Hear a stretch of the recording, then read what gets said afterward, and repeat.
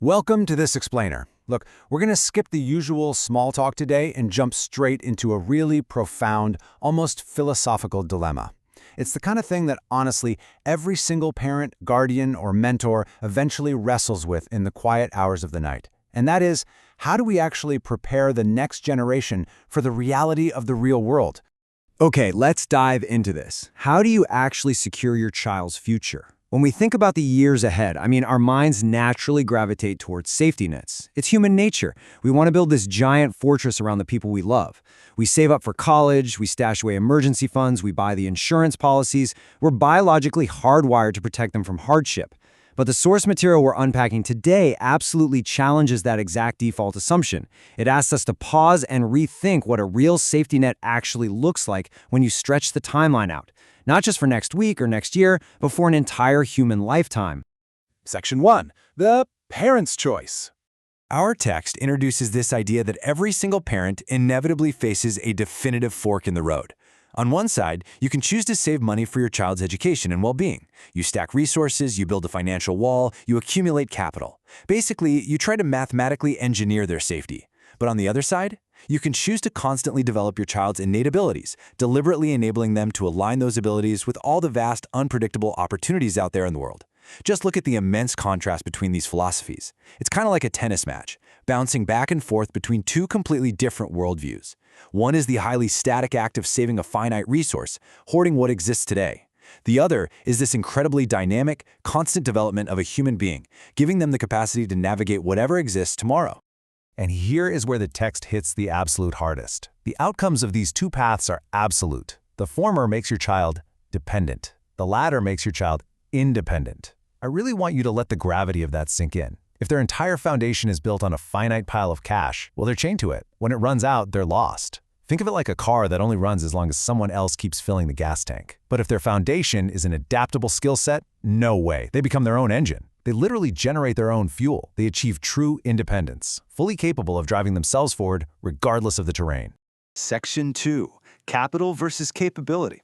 Let's move to the next part and see how this builds. Now, what's really interesting about this is the underlying beliefs driving these two drastically different approaches.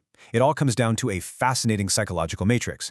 If your approach revolves around money, the outcome is dependence, because your core belief operating in the background is that money resolves issues for a lifetime. It treats capital as this permanent band-aid. Car breaks, money fixes it. Job lost, money bridges the gap. But if your approach is ability, well, the core belief assumes that personal capability is the ultimate problem solver. The text argues that money only stalls the inevitable, whereas capability actually solves the root issue. It's literally the difference between paying someone to build you a house and knowing exactly how to build one yourself when a storm blows yours down. And this brilliantly illustrates a specific concept from our text: ever-evolving capability. This is the approach positing that constantly developing a child's ability to align with new opportunities will resolve issues for a lifetime. Because think about it, capital is static. It can be spent, it can be lost in a sudden market crash, or just quietly devalued by inflation over the decades. But ability? That is an infinite compounding resource. An ever-evolving capability means a child learns how to learn. As the world rapidly shifts, as new industries pop up and old ones vanish, a capable child pivots. They uncover doors that a static bank account could never unlock, because their real value comes from within, not from some ledger. Section 3. The lasting impact. So the crucial point is this shifts the focus directly onto you. The text stresses that you have to choose your approach wisely because it is going to have a permanent, lasting impact on your child's life. We're not talking about a minor, short-term tactical parenting decision here, like picking a summer camp or setting curfews. We're moving the narrative away from how the child operates and placing the mirror directly in front of your own underlying belief system.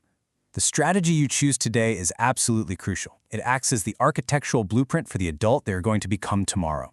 Here's the absolute climax of this narrative. What you believe in limits or creates opportunities for your child. Just think about that for a second. A parent's own mindset acts as the ultimate bottleneck or the ultimate catalyst.